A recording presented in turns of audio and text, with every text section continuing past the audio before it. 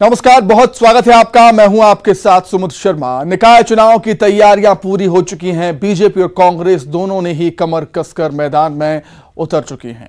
जीत और हार के दावों के बीच इस बार पब्लिक भी धर्म और जाति की बात से ऊपर उठकर सिर्फ और सिर्फ विकास के नाम पर वोट देने की तैयारी में है। लिहाजा इस बार शहर का संग्राम जोरदार होना है।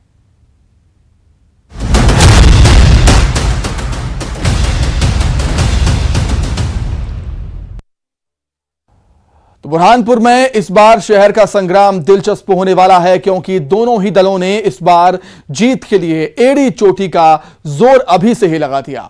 साल 2015 से यहां कांग्रेस का कब्जा है, लेकिन इस बार बीजेपी को उम्मीद है कि उसका परचम लहराएगा।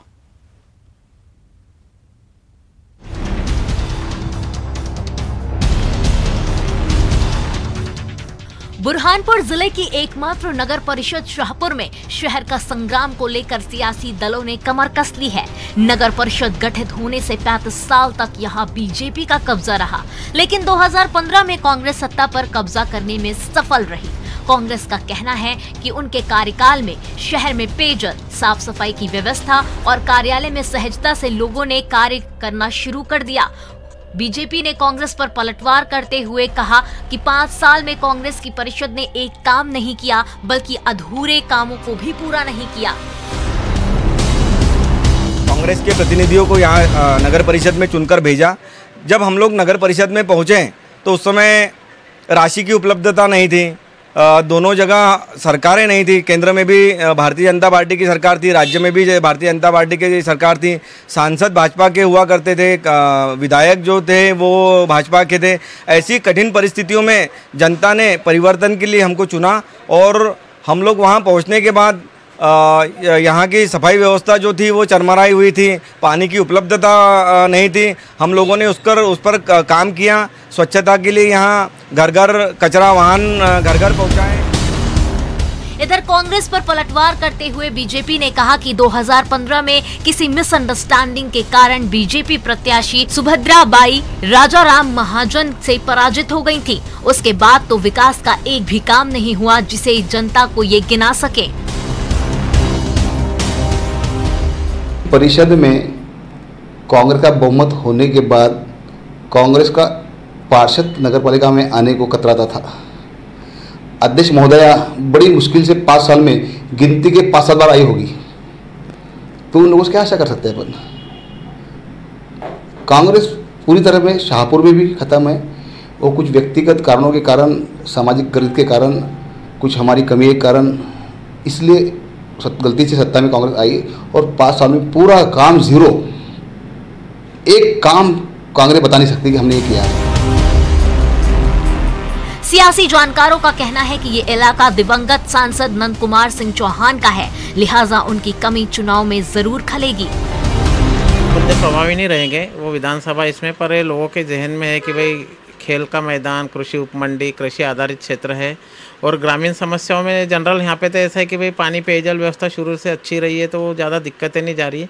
फिर भी लोगों को एक लगता है कि भाई प्रदेश अध्यक्ष रहे नंद कुमार सिंह चौहान और बड़े बड़े पद पे रहे, तो उस हिसाब से यहाँ पे जो विकास होना था वो उस हिसाब से विकास लोगों को यहाँ दिख नहीं रहा। शहर के संग्राम की लड़ाई तो इस बार दिलचस्प होगी, क्योंकि बीजेपी जहां अपनी मजबूत उपस्थिति दर्ज कराने को बेताब है, वहीं कांग्रेस को भी उम्मीद है कि वो अपनी जीत की जमीन बरकरार रखेगी। शारिक अख्तर, न्यूज़ 18, बुरहानपुर।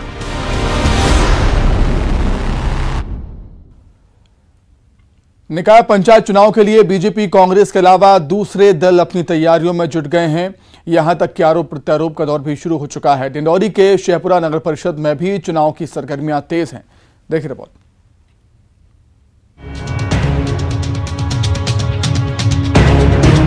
डिंडौरी जिले के शहपुरा नगर परिषद की बात करें तो यहां बीजेपी और कांग्रेस के अलावा दूसरे दल भी अपनी तैयारियों में जुट गए हैं। भले ही अभी चुनाव की तारीखों का इंतजार है, लेकिन चुनाव में एक दूसरे को घेरने के लिए पार्टी व उनके नेता रणनीति बनाने में जुट गए हैं। शहपुरा नगर परिषद की बात करें तो यहां वार्डों की संख्या 15 है और कुल मतदाता 8123। परिषद के पिछले कार्यकाल में नगर परिषद का कुल बजट करीब 44 करोड़ रुपए था। नगर परिषद के निमित्तामान अध्यक्ष राजेश गुप्ता बताते हैं कि 5 साल में 3 साल ही काम करने को मिला और इस दौरान नगर के विकास के लिए कई काम किए गए। वहीं उनका कहना है कि कोरोना के चलते कई विकास काम नहीं हो पाए। नगर परिषद अध्यक्ष ने क्षेत्रीय विधायक और सांसद पर नगर परिषद की उपेक्षा का आरोप भी लगाया। जब से हम लोगों ने पदभार ग्रहण किया है तब से नगर के स्वरूप को हम लोगों ने बदला है हमारे सभी पार्षदों के सहयोग से, जिसमें मुख्य रूप से हमारे यहाँ महंगी तालाब का सौंदर्यीकरण, बस स्टैंड में मार्केट निर्माण, मानस भवन में मार्केट निर्माण, शहीद स्मारक का उन्नयन करके शहीदों की प्रतिमा को स्थापित करना, 100 फीट तिरंगा झंडे का निर्माण और खेर माता मंदिर के निर्माण के लिए राशि आवंटित किया, जिसका निर्माण कार्य प्रगति में है। ऐसे करके हमारे नगर में कम से कम 7 सामुदायिक भवन के निर्माण कार्य प्रगति पर हैं। ड्रीम प्रोजेक्ट तो हमारे नगर का बहुत कुछ बाकी रह गया। ये दुर्भाग्यवश जो कोविड-19 आया और उससे हमारे 2 साल जो खराब हुए, तो इस कारण हम काफ़ी काम नहीं कर पाए। हमें 5 साल के कार्यकाल में कुल 3 साल ही लगभग मिला काम करने के लिए। बजट भी काफी कम। बजट कम होने का कारण क्या है? यहाँ पे विधायक हों या सांसद हों, नगर को उपेक्षित किया। राजनीतिक दुर्भावना से काम करते हैं राजनीतिक लोग, इसलिए हमारे नगर को इन्होंने कोई भी बजट नहीं दिया। इधर जिस महंगी तालाब के सौंदर्यीकरण की बात नगर परिषद अध्यक्ष कर रहे हैं, उस तालाब की हालत कितनी बदतर है, इसका अंदाजा तस्वीरों को देखकर लगाया जा सकता है। तालाब के सौंदर्यीकरण के नाम पर करीब 3 साल पहले 2.5 करोड़ रुपए स्वीकृत किया गया था, लेकिन तालाब में लोहे की रेलिंग, बाउंड्री वॉल और कंक्रीट सड़क का निर्माण सालों गुजरने के बाद भी नहीं हो पाया। बीजेपी पार्षद हारून मंसूरी ने नगर परिषद अध्यक्ष पर तालाब के सौंदर्यीकरण के नाम पर भ्रष्टाचार करने का आरोप लगाया है, तो वहीं बीजेपी की एक और महिला पार्षद गिरिजा कारपेंटर ने अपनी ही पार्टी के सांसद और केंद्रीय राज्य मंत्री फग्गन सिंह कुलस्ते पर नगर परिषद के विकास कार्यों में रुचि न दिखाने के गंभीर आरोप भी लगाए। देखिए भाई, यहाँ पे वो भी तो होना चाहिए, बजट चाहिए ना। बजट होगा तभी ना काम होगा, बिना बजट के तो कोई काम नहीं होता। तो बीजेपी की पार्षद अपने नेताओं से नहीं बोलती बजट की? सबसे बोल के देख लिए, लेकिन कोई साथ नहीं देता है ना। किससे बोला आपने? हम सांसद जी से भी बात किए हैं। कौन है सांसद जी? फग्गन सिंह कुलस्ते जी। और किससे बात की? अब यहाँ के सभी नेताओं से तो बात किए हैं। क्या बोलते हैं? हाँ कर देंगे बस। हमारे नगर में जो काम होना था वो 5 साल में कुछ भी नहीं हुआ। जो इसके पहले परिसर के अध्यक्ष थी उनने रोड बनवाया था, ये अध्यक्ष ने रोड तक खुदवा दिया और किसी प्रकार का कोई काम नहीं हुआ। हमारे नगर में सिर्फ जो है रेस्ट हाउस वाली रोड बनी है मात्र, उसके अलावा नगर का कोई काम नहीं हुआ। हाँ, उसमें नगर पंचायत के इसमें हो रहा, इसमें करोड़ों रुपया तो खर्च हो रहा है, मगर उसका कोई हिसाब लेने वाला नहीं है। हमारे यहाँ के कोई ना नेता ने हिसाब लेने वाले हैं, ना बीजेपी में है ना कांग्रेस में है। वो अपना मनमानी कर रहा है और अपना हिसाब से कर रहा है। नगर परिषद के विकास की बात करें तो स्थानीय विधायक भूपेंद्र मरावी भी मानते हैं कि विकास की रफ्तार धीमी रही। वे आगामी नगरीय निकाय चुनाव में नगर में कांग्रेस की सरकार बनाने का दावा करते भी नजर आ रहे हैं। अभी निश्चित ही नगर परिषद के द्वारा अभी छोटी दुकानों का भी निर्माण हुआ, सड़कों का भी कुछ हुआ, और हम लोगों का जो प्लान है नगर परिषद की आगामी समय में नगर परिषद की जगह में नगर पालिका बने, ताकि निश्चित ही नगर परिषद का सहपरा का विकास अच्छे से हो सके। और अभी हम लोगों का प्लान था वार्ड नंबर 1, वार्ड नंबर 3 से होते हुए मेन रोड और वार्ड नंबर 2 तक के बीच में पेपर ब्लॉक काजू बाजू लगनी चाहिए, डिवाइडर बननी चाहिए और चौराहे चौराहों में हाई मास्क लाइट होनी चाहिए, या स्वागत गेट तो बने हुआ, स्वागत गेट भी होने। चुनाव की तारीखों की घोषणा कभी भी हो सकती है, ऐसे में बीजेपी और कांग्रेस एक दूसरे पर तो आरोप लगा ही रहे हैं, वहीं बीजेपी के पार्षद अपनी ही पार्टी के बड़े नेताओं पर शहर के विकास की अनदेखी का आरोप भी लगा रहे हैं। अब देखना है जनता किस मुद्दे पर और किस पार्टी को जीत दिलाती है। न्यूज़ 18 के लिए डिंडौरी से विजय तिवारी की रिपोर्ट। तो वहीं ग्वालियर नगर निगम पर 40 साल से जीत का सपना देख रही कांग्रेस के लिए इस बार मेयर के टिकट को लेकर टकराव के हालात बने हैं। रविवार को ग्वालियर में आयोजित बैठक में टिकट की दावेदारी को लेकर नेताओं के बीच काफी नोकझोंक भी देखने को मिली। देखिए।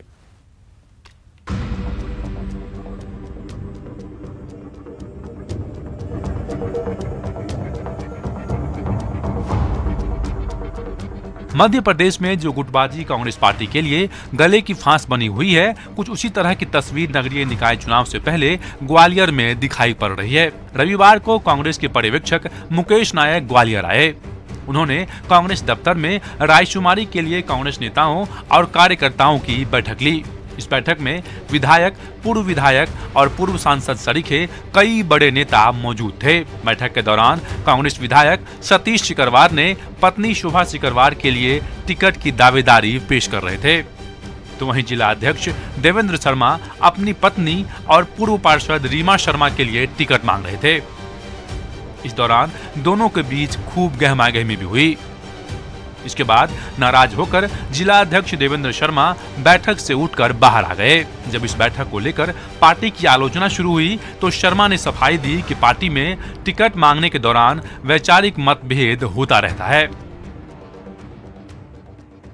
हाँ, ये है कि हमारे मतभेद हो सकते हैं कि हम किसी प्रत्याशी को कह रहे हैं वो जीत सकता है, वो कह रहे हैं वो जीत सकता है। ये सब तो बैठक में और होता क्या है, तो इसको आप उस दृष्टि से ना देखें। और कई लोगों की आवाज़ जोर की होती है, कई लोगों की धीरी होती है, लेकिन धीरी आवाज़ भी बात तो वही कहती है, चाहे आप जोर से बोलो चाहे धीरे बोलो।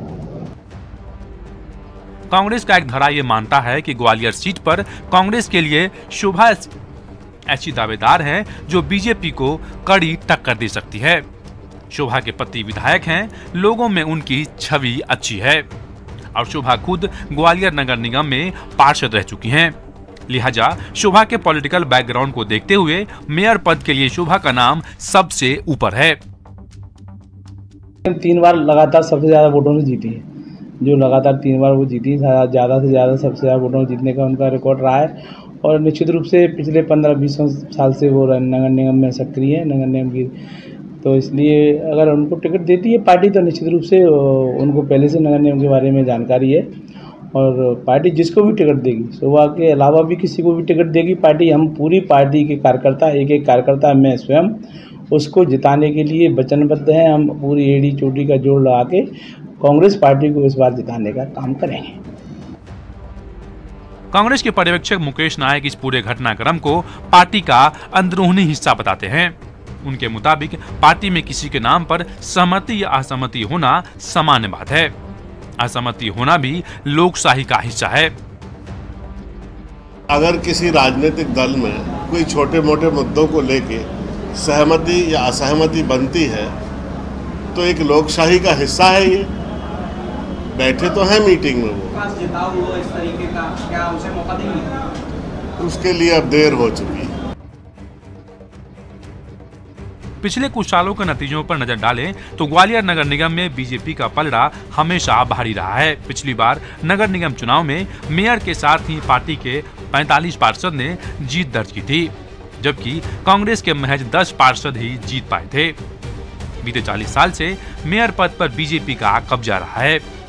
इस बार कांग्रेस से दमदार चेहरा मैदान में उतारने के दावे किए जा रहे हैं, लेकिन मेयर टिकट को लेकर कांग्रेस में खींचतान मच रही है, जो पार्टी की मुश्किलें बढ़ा सकती है। सुशील कौशिक, ग्वालियर, न्यूज 18, मध्य प्रदेश, छत्तीसगढ़।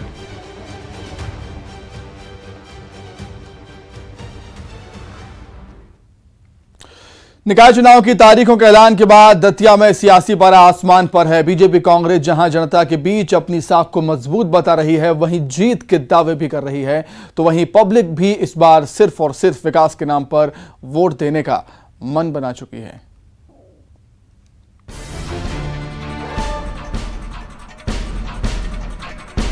दतिया में नगरीय निकाय चुनाव की तारीखों का ऐलान होते ही जहां जिले में सियासी पारा तेजी से चढ़ता जा रहा है, वहां सभी दलों ने जनता के बीच पहुंचकर अपनी स्थिति मजबूत करने की कवायद शुरू कर दी है। दतिया चूंकि प्रदेश के गृह मंत्री नरोत्तम मिश्रा का इलाका है, लिहाजा बीजेपी प्रचार और जीत के लिए कोई कोर कसर बाकी नहीं रखना चाहती।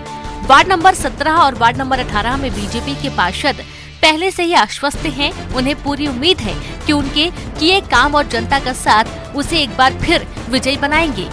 लेकिन जनता जनार्दन है, लिहाजा वो क्या सोचती है, पहले उसे सुन लीजिए। मूलतः 17 और 18 वार्ड भारतीय जनता पार्टी के रुझान का, उनके विचारों का, मत का और विजय श्री दिलाने वाला दोनों वार्ड हैं ये। 7-8 प्रत्याशियों ने, युवा लड़कों ने हम लोगों से, वरिष्ठ लोगों से अपनी इच्छा जताई है 17 में। 18 में भी 4-5 प्रत्याशी अपनी इच्छा जता रहे हैं। यहाँ का मूल समस्या तो कुछ रही नहीं। यहाँ दोनों तरफ से, वहाँ से तिवारी और यहाँ से योगेश सक्सेना दोनों अच्छे पार्षद हैं, अच्छा काम करते हैं, समस्या किसी भी प्रकार की नहीं है, हरदम उपलब्ध रहते हैं। हमारे वार्ड में वैसे तो माँ की कृपा से सब ठीक ठाक चल रहा है। हमारे वार्ड के जो वर्तमान प्रत्याशी हैं कानू तिवारी जी, हम लोगों ने लाल पार्ट से कानू ही कहते, नाम उनका कुछ और है, लेकिन उनका कार्यक्रम बहुत अच्छा है, घर घर में उनका आना जाना है। मुद्दे भाई साहब ये है कि भारतीय जनता पार्टी का विकास पुरुष माननीय नरोत्तम मिश्रा इतना बड़ा बैनर है कि उनके नीचे जितने लोग चुनाव लड़ेंगे 36 के 36, तो 17 बार तो जीतेगा ही, सामने 18 बार भी नरोत्तम मिश्रा के नाम पे ही फोटो पे जीतेगा, भले प्रत्याशी कोई भी हो। ऐसे क्या मुद्दे हैं? मुद्दे केवल एक ही रहेगा, विकास। विकास यहाँ इस 17 में और 18 दोनों वार्डों में पर्याप्त हो चुका है और बराबर समय समय पर होता रहता है। मुद्दे मूलतः जो होते हैं, नल बिजली वगैरह सब पर्याप्त सही आ रहे हैं बराबर। और अभी हमारे जो पार्षद जी हैं इधर, योगेश खरे साहब, योगेश सक्सेना और कानू तिवारी जी हैं 18 नंबर से, तो बराबर जब भी कोई समस्या होती है हम उनको बता देते हैं, वो समस्या का तत्काल निदान हो जाता है। वार्ड नंबर 18 के पार्षद योगेश सक्सेना तो नगर पालिका अध्यक्ष पद के भी दावेदार हैं। उनका मानना है कि बीजेपी की यहाँ वापसी तय है। उधर जनता ने भी ये मूड बना रखा है कि जो बेहतर काम करेगा और उनकी उम्मीदों पर खरा उतरेगा, उसे ही वो मौका देंगे, चाहे वो किसी भी दल का क्यों ना हो। लिहाजा इस बार मुकाबला जोरदार होने की उम्मीद दिखाई दे रही है। अशोक शर्मा, न्यूज़ 18 दतिया।